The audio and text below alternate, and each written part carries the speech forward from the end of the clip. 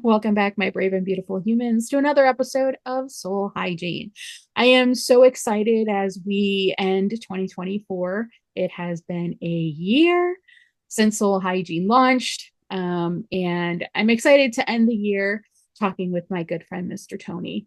He has been instrumental in bringing a lot of really great topics to the platform and to our listeners. I think we've been doing this topic for like 5 months or 6 months now.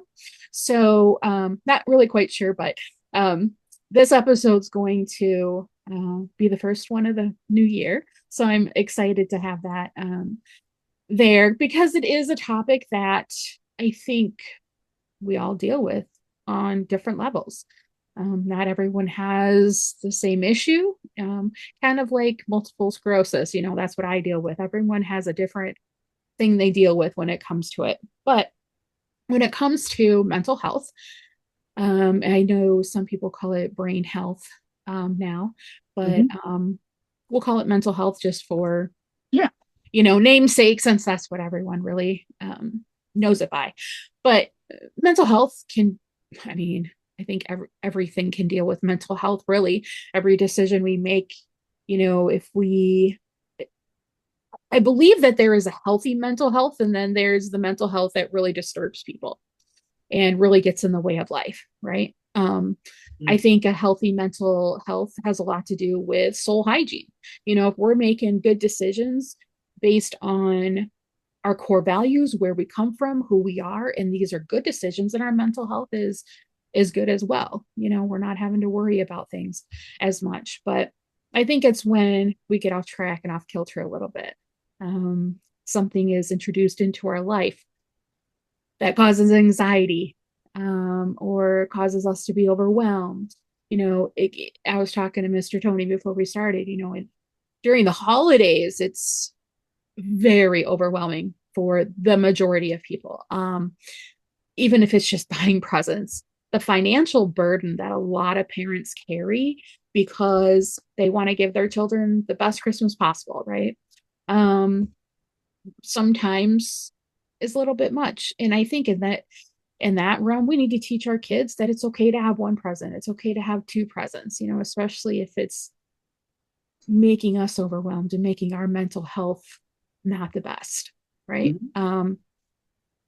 I know for me, when I was a single mom and I had three little kids, I was a single mom by the time they were 5, 3, and 1. And I did what my mom always did. Like I didn't grow up rich. I actually grew up below um middle class. Mhm. So my parents, it was either, let's make presents for each other, or, what is one present that you want? And even if we didn't get that present, it was, my mom especially would be like, you have to be thankful for what you get, you know, even if it's not what you wanted, just be thankful for what you have. And she also taught us, and this is just a, you know, chasing a rabbit here for a second, but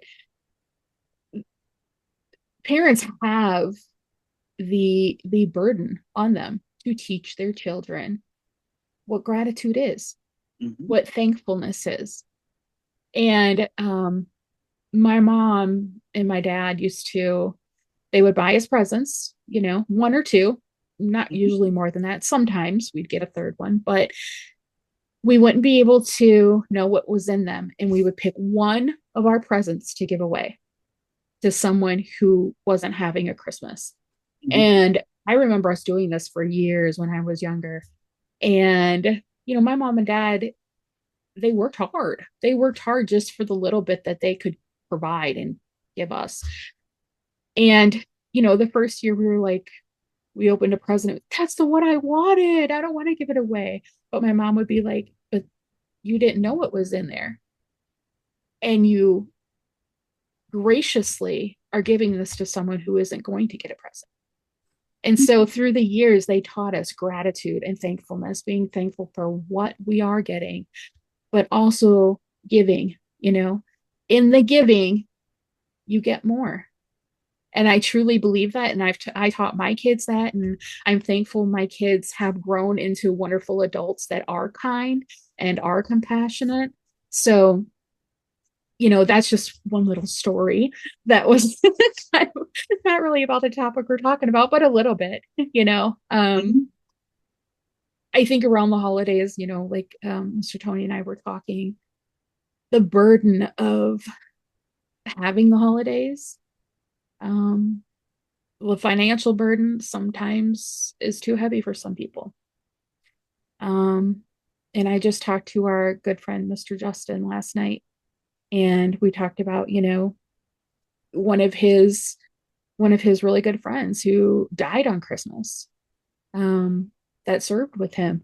So there's so many reasons that people can get down and depressed and have anxiety around the holidays.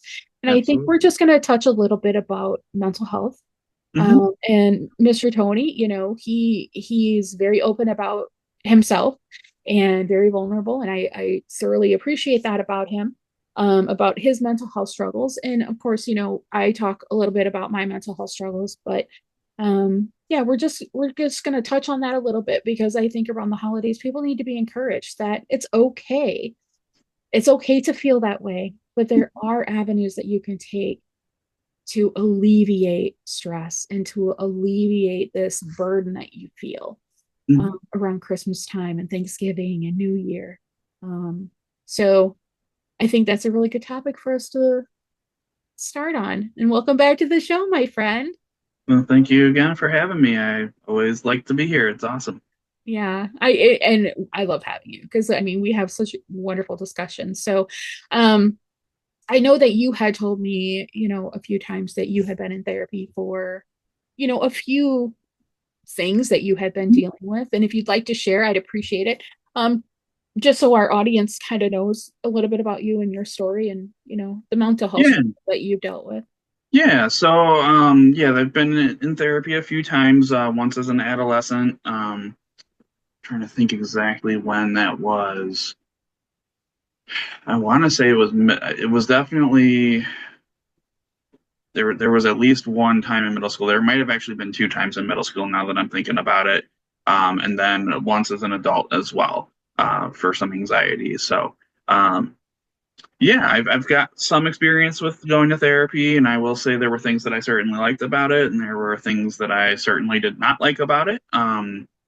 And that's something I thought was important to talk about here too. And it just through my journey going through therapy, as well as being a school social worker and communicating with therapists outside of school for my students, and sometimes they come to the school as well, and to come to meetings and things like that, and also working with that student and talking to them about how they think things are going, as well as their parents and what have you too. Um, just kind of maybe destigmatize a little bit about what that looks like, sounds like, feels like, um, and how the system really kind of works and the different levels of care there are. I think it can be a really complicated thing for people to navigate, and oftentimes people don't even realize like what they are looking for or what they should be looking for. This is a really deep topic. I'm sure we're just scratching the surface today with our time. Um, I would definitely like to do a deep dive in this at a future point for sure. But yeah, I mean, just to kind of start things out, um, so I'll share an experience that basically got me into therapy when I was younger. When I was in eighth grade, I was put on a medication for ADHD, and I do not have ADHD. And this was kind of back in the Wild West days with this stuff, so there was no testing done for me on this or anything like that. I actually was the one. I had heard like a presentation in class about ADHD, and I was like, oh, that kind of sounds like something I might have going on. Lo and behold, I ended up actually, and I have a learning disability for reading and writing, which is why I was struggling in school at the time. But all I knew really at the time is, hey, I'm struggling at school. This other student did this presentation on ADHD. Some of these things kind of sound similar for me, So I went home, talked to my parents about it. We went to my pediatrician, and they're like, "Oh, you probably have ADHD. Here's some medication for it." Cool.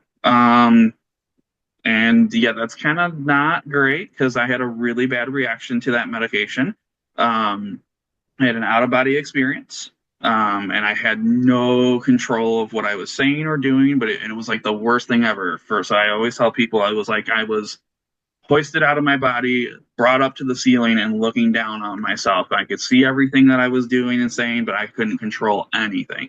And unfortunately, during that time, and I was only on the medication, mind you, for like 3 days. So I took it and had this experience. And unfortunately, during that time, I ended up making a bomb threat at school.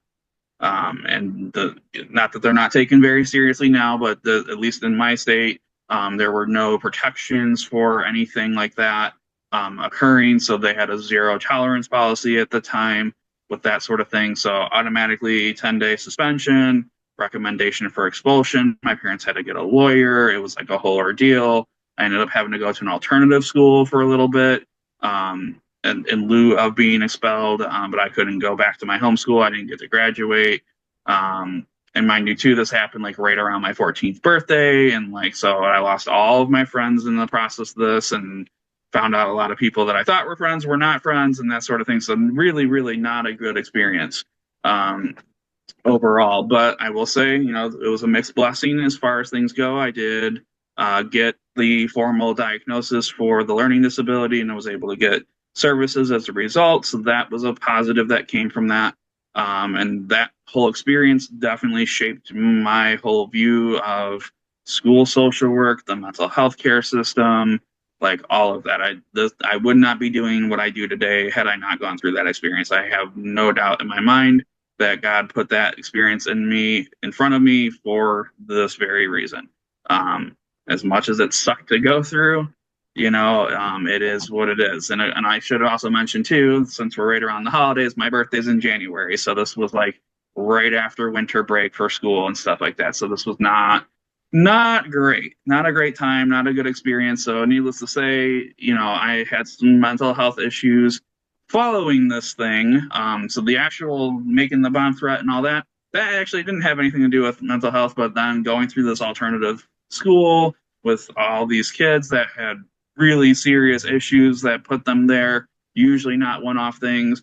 I always like to tell people this part of this. Like, I should have known, I should say, at the time that I didn't fit in this building when I didn't even make it to the school yet. I was on the bus, and all the kids on the bus were like, "Oh yeah, you're normally a good kid, right?" And they could figure that out before we even got to the school. So it was pretty traumatic for me, honestly, to go through that. But again, I'm glad that it all worked out the way that it did because I wouldn't be doing what I'm doing today without that experience. So, I and then there was, really, yeah. Can I interrupt you really yeah, quick? go Just for it. just because what you said right there is Hmm. I am so glad that you found the blessing in it. Hmm. That, a lot of people go through these mental health breaks and depression and anxiety and all this stuff that just they think, what else is there? It's over. I'm done. Life isn't worth living. But if they keep going just a little bit further, just a little bit further, get Hmm. through it, get the help, figure it out. And sometimes it isn't even, you know, I hate I hate it when people say just get over it, right? Because Hmm. you can't, Right. right? But there are ways to navigate through it. I guess that's Hmm.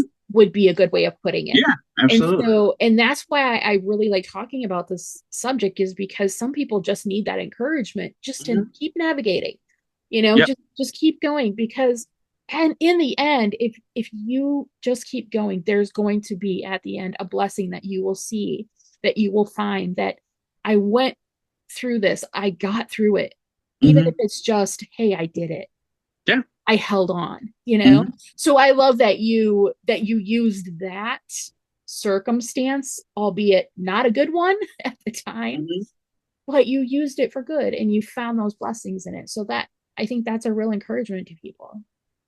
Yeah. Yeah. No, and I will say too. I mean, during that time, and even I want to say even for probably about a year or so after that situation, I was still dealing with some of the fallout of it on the school side of things and what have you. So it probably took me about a year and a half to really look back on it and go, okay, you know what? There was some positive things that came of this. But while I was going through it, yeah, no, I wasn't thinking Yeah. about that.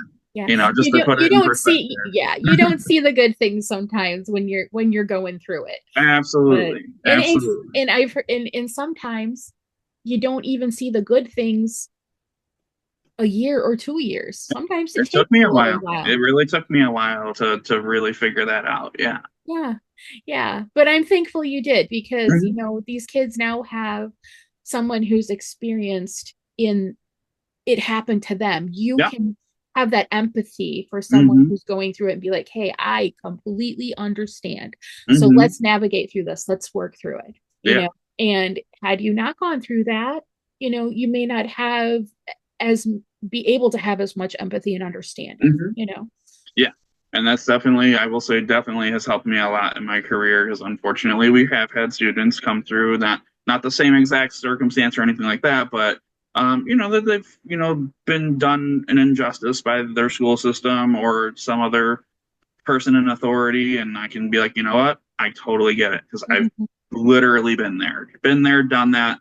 And I'm here to help you walk with you through this experience or the aftermath of this experience or what have you, and figure out how we move forward from here because the Right. timeline doesn't stop just because we get stuck in a rut. We got to keep moving Yeah. too. With that said too, this is kind of one of those talking points, like with if you truly are dealing with something it is truly a clinical mental health thing, like clinical depression, clinical anxiety, PTSD, whatever it might be. And this kind of goes into those different levels of care. A lot of stuff that you talk about on the podcast, I think it's great. I love that you're getting material out there for people and different ideas and what have you. And I'm going to be the first one to say, not everyone needs therapy. Not everyone needs to go through, the formal mental health system, whether that's therapy, inpatient, outpatient, intensive outpatient, whatever. Like, um, doing those proactive things, meditating every day, eating right, getting a good amount of sleep, like all of these things are going to be proactive steps to help out with that stuff. Absolutely encourage you to keep doing all that stuff. But if you truly do have something that's going to require that clinical help, the way I like to talk about it at school with my students, mental health is health, right? So it would be the same thing like if a person has asthma, right? Sometimes they have good days, sometimes they have bad days, sometimes they have an asthma attack. Yeah. Okay. We wouldn't tell that person, oh, just suck it up and deal with it or get over it, right? Like, no, they have a medical issue that needs medical attention, whether that's an Right. emergency inhaler, a breathing treatment. Maybe they do have to go to the hospital because it got so bad for whatever reason, right? Um, Mental health is the same sort of deal. You might have some medications that go along with it that could help stabilize chemical imbalances or what have you. And I will say things have gotten a lot better since even I've been in the field in the 8 years that I've been doing this. Like some of the agencies we work with, they actually can do like a cheek swab on their Oh, patients and they can test that for any medications that'll definitely have a bad reaction with them or anything that might really be helpful for them. Which when I heard that, I'm like, shoot, where was that when I right. took my ADHD meds that I didn't need? Right. That would have saved me a whole lot of hassle. Where was that at? But now that that's out there, I'm like, sweet, that's awesome. Like Yeah. that's a thing. And if you listeners are somebody that's going through something like that, see if that's something that your provider offers. That it doesn't hurt to ask that question, right? Um, but even, if you do need to go to a therapist, that's the other thing. Like I personally, I didn't really care for the therapist that I worked with when I was younger. And I wish I had known that you can shop around for a therapist just like you do for a doctor. I will say, at least around me, unfortunately, therapists are in super high demand. So it's like crazy difficult to get into some of them sometimes. And then if you want to switch, then you got to go through that process again. But you might even be able to switch with somebody different within the agency. A lot of things too, like people don't necessarily know. Like look online for through your agency. Like, if you know, hey, I'm going to go see a therapist, go on that agency's website or that organization's website and take a look and see who's available. It's the same thing like you would shop for a primary care or whatever specialist. Usually they have a little bio about themselves and like what their therapy approach is. Sometimes they'll even have testimonials from their patients and that sort of thing. So I would encourage people to do a little bit of homework on that before you just be like, okay, well, I need therapy. Okay. Yeah. And I will say, if you don't like your therapist after you get into a few sessions, I would try to work that out with them first. But if you can't, or you don't think it's possible, or you're like, no, this is definitely not going to work. Okay. no harm, no foul. You tried. Let's go find somebody else if that's something you still truly think you need, or are being recommended for too. I mean, so I yeah. I like I like that you said that because I have never seen a therapist. Hmm. Do I wish maybe I would have when, the assault happened? I look back on it now and I'm like, I don't know. I Hmm. don't know if it would have helped. You Hmm. know. I wish I would have had someone to talk to that was not as close to the situation. But when in 2019, when I decided not to be a victim any longer, I had my pastor and I had some veteran friends. Hmm. They're not therapists, but Hmm. they understood the what I was going through Hmm. and were there to guide and help me. So, I mean, you are correct. You don't always need a therapist. Hmm. Sometimes you just need someone to talk to. Absolutely. Someone who is not going to interject their own opinions, but are just there to listen. And I do encourage people to find at least one person that isn't so close to the situation that they're biased, but that you trust enough to sit down and say, "Hey, can I just talk?" Hmm. And I also encourage people to be that person.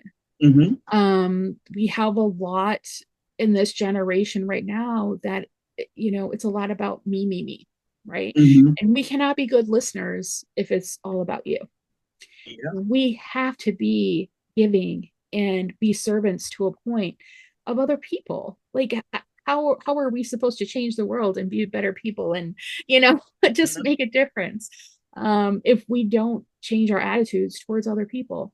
Yeah. So, Absolutely. on both ends, I encourage people, be the Hmm. type of person that can listen without judgment and opinions, but also be the type of person who it's okay to ask for help, Hmm. to find a person to talk to. Hmm. Um, I can say, I kind of grew up with the opinion from other people that therapists and, going to a psychiatrist was bad. And Um, I don't believe that now, but I believe like if you are going to find help, like you said, find someone who really listens and understands the situation that you need to Yeah. discuss. Absolutely. But that's a very good thing to say, and I appreciate you saying that because I don't Yeah. want people to feel like we're pushing them and you need to go get a therapist. You need to, just because you're having mental health issues. And let me Hmm. tell you, a mental health issue, like for me, I used to have severe anxiety because I had PTSD, um, going through abusive relationships, being assaulted. Um, I had PTSD, I had nightmares, I had severe anxiety being around certain situations. And even sometimes now, like my heart will just start thumping really, really fast. It Hmm. is mental. Yeah. It is in your head. And what Hmm. I've learned, and something you touched on a few minutes ago, was meditation is so, so important. Breathing correctly, learning how to um, do breathing exercises, but just sit with yourself Hmm. quietly and just meditate. And you know, when I created my meditation technique based on the English language, 5 questions: who, what, when, where, why, I found that to be the simplest form for me to just navigate through this. Hmm. And now it takes me, I can feel my heart thumping. I'm like, okay, why is this happening? I ask myself these questions. I do my breathing exercises. I meditate on it. I pray. Before it used to be a day or two and I would just have this panic and just Hmm. break down. And now I'm like, you know what? I'm okay. Hmm. Because a lot of what we deal with when it comes to mental health is fear. Hmm. It's the fear of the unknown. And we don't have to be fearful. You know, I talk a lot about God and about my, experiences just like you do. And I can tell you, I would rather have God on my side guiding me through it than not have Hmm. anyone at all. If I can't find a person to sit with and talk to me, I'm glad I got him to be able to pray to and just be able to read the Bible and be like, okay, these verses really are helping me through the day. Hmm. So that's just my experience, but I'm glad that you Yeah. touched on that because, like I said, I had never had therapy. So it truly is not a necessity unless you think it is. Then Right. definitely, get help. But sometimes you just need to talk. Yeah, yeah, and I'm glad that you brought that up. And two, I'll just add, like, because I'm somebody who loves to problem solve. So, like, if somebody were to come to me, my first gut reaction is like, okay, how do we solve this problem? And I have to actually stop myself, and I even do this with my students sometimes when I find myself doing this. You have to go, okay, hold on, time out, whatever we're talking about. Do you need me to help you with this, or do you just want me to listen? Hmm. And literally just ask that question. And I think I heard that again. I know I've talked about him before from Simon Sinek. I love that guy. If I ever get to see him speak in person, I'll be super happy. But so I picked that up from him, and I'm like, I'm pretty sure Yeah. people can fact check me, what have you. But so I picked that up, and I'm like, I gotta. That really resonated with me. I'm like, I gotta start incorporating this. And the other thing I want to, kind of point out too, like to kind of put the ugly on the table, so to speak, with mental health. I mean, yeah, definitely there are times that you don't necessarily need to go see somebody professionally, right? You might be able to handle it with those proactive strategies. You might have friends that you can talk to that, okay, you're going through something temporary, or maybe not, but it's manageable at that friend level, right? But if it's not manageable at that friend level and it truly is like, okay, this is a mental health, like this needs somebody clinical to deal with this, like I need to have a clinical therapist, not just someone to bounce things off of or whatever. And there's definitely different levels of therapists. And I would encourage people to kind of look at that a little bit as well before they go, okay, I'm just going to go to see a therapist when that person isn't certified in any treatment modalities, which is something I am incredibly frustrated with the options that are available for a lot of my students. But not going to get on that soapbox right now. Um, that being said, if you do have, and I'm just kind of looking at my notes from earlier here, if you do have something that's going on, it doesn't, first off, to again, helpfully help to destigmatize here, it doesn't make you a bad person, right? Just like somebody that's having an asthma attack is not a bad person. You having suicidal thoughts does not make you a bad person. Even somebody having homicidal thoughts does not make them a bad person. There's something wrong with their brain at that point. And in those particular circumstances, that's like a crisis. Like so that is the equivalent of you are having the asthma Yeah. attack. We need to get you some serious, serious help, like right now, right?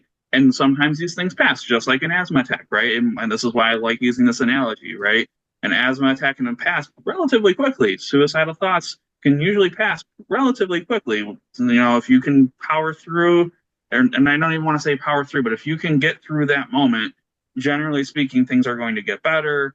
Um, and you can get on that track to Yeah. getting that healthy brain back, getting your brain and your mental health back on track and what have you. Sometimes that is going to require some clinical therapy and whatnot. And I say this to a lot of my parents that I work with a lot too, because being in middle school, we got usually that wonderful age where we're not in puberty yet, and then we hit puberty at some point. And I will say a lot of times that's when a lot of the mental health issues come up for people because you're going through all those chemical changes and your Yeah. brain's doing all sorts of wacky stuff in puberty.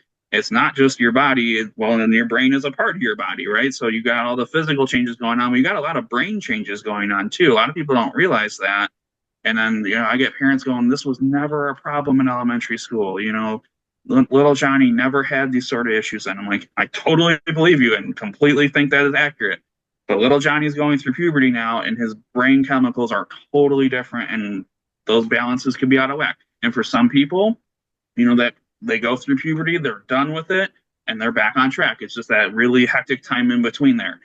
Some people, okay, puberty is happening, and for some reason, the chemicals are going to stay out of balance, and they might stay out of balance for the rest of their life.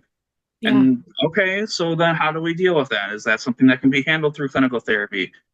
With my experience, I've never wanted to push medication on people, but some people, it truly is the only way to deal with that issue. And okay, well, if that's what you need, that's what you need. And I really encourage you to find somebody that can really approach it from a scientific and test based, evidence based, I should say, Yeah. approach. you know.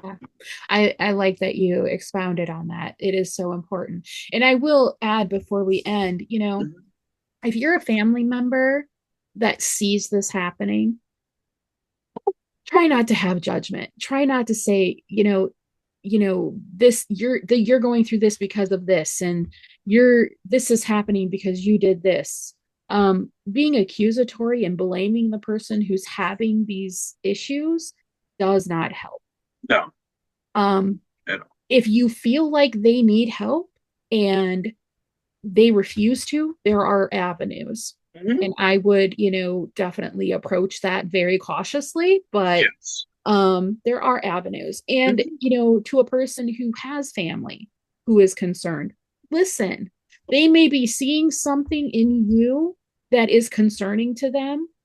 Just listen to them. You may not see it, but maybe they do. And before it gets out of hand, before it goes too far, maybe you can navigate through what you're dealing with at that point Mhm. and kind of nip it, Yeah. and not let it blow up or, go into something major. But Right.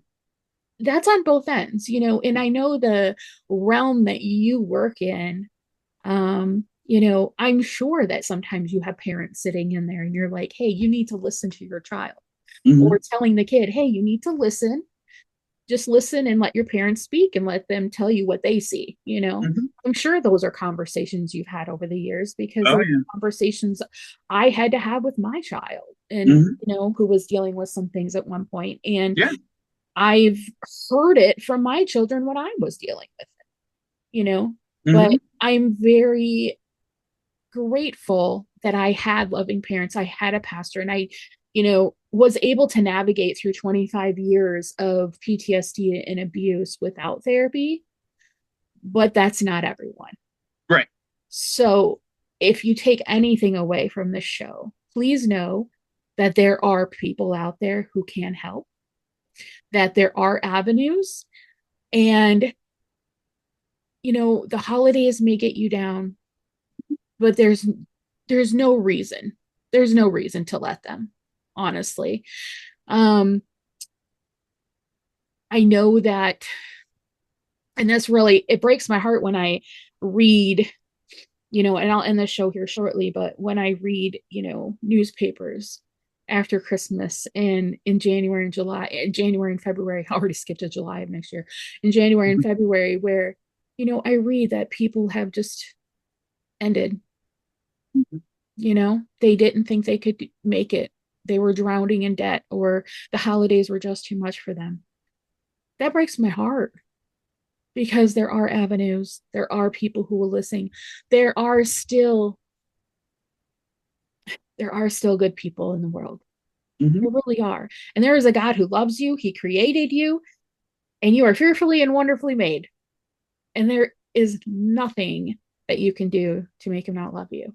So I think, for me and Mr. Tony, we just want to encourage you to get through the holidays, get through them. And if you need to talk, find someone to talk to. Just sit down and be like, I just need to talk before I do something that is going to have a greater consequence. Hmm. So is there anything you'd like to add before we let our listeners Um, go? I think you covered that really well. I do want to push back on just the verbiage of one thing. You said there's no reason, for people to go through with something like that, and I totally agree. Like we don't want to, I'm not by any means encouraging somebody to go through with that, but Yeah.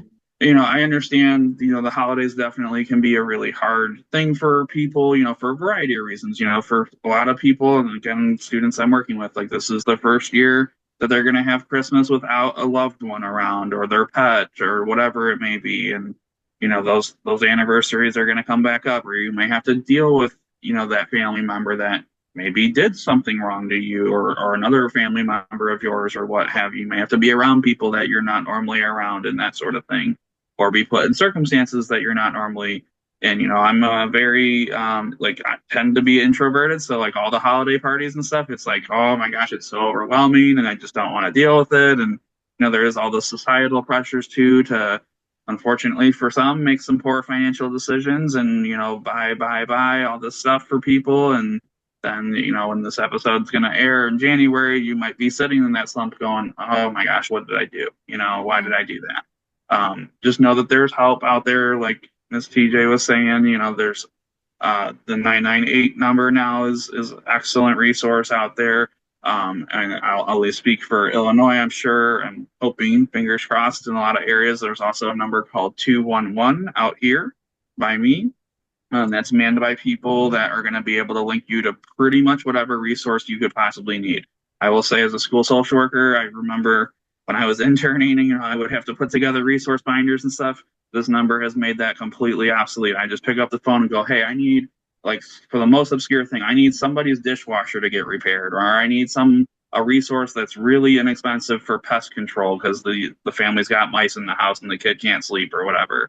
Like there are tons of things out there. You just got to know how to find them. And if you don't know how to find them, find somebody like me who is able to help you find those things. I appreciate that clarification. And, Yeah. I think this episode, we just wanted to do it now so that it does air in January, just because we know that there are going to be people Mm-hmm. who the holidays have hit pretty hard. Yeah. And we just want you to know that you're not alone. You are not alone. There are people who love you and care for you. And we just want to encourage you to reach out. And if you see a friend or a family member that is struggling, reach out to them. It's not going to hurt anything. No. So I really hope that our listeners really take to heart what we have said today. And this all comes from our own experiences. We are not therapists. Well, Mr. Tony, he's a social worker, so Yeah, he's and actually still not a therapist. I have still my not a license. I therapist, don't but practice. yeah, Yeah. he's a social worker. But Mm-hmm. we're not people who are professionals in telling you what medication you should be on or anything like that. We are Mm-hmm. just vulnerable people who want to make a difference in other people's lives. And mental health is one of those areas where both of us have struggled and both of us have become victorious over the majority of it. Mm-hmm. And, we're healing every day. So I hope that this episode really does help somebody. And we want to wish everyone a Merry Christmas. Hopefully, you had a Merry Christmas. This obviously will air the end of January, but we hope that the holidays were good to all of you. And really appreciate everyone listening through this last year and supporting the channel. 2025 is going to be amazing. So I hope that you keep listening for what's to come. So thank you so much for joining us for the last episode that is being recorded in the year 2024. My brave and beautiful humans. I really do appreciate you. So thank you so much for joining us and have a good night. Bye-bye for now.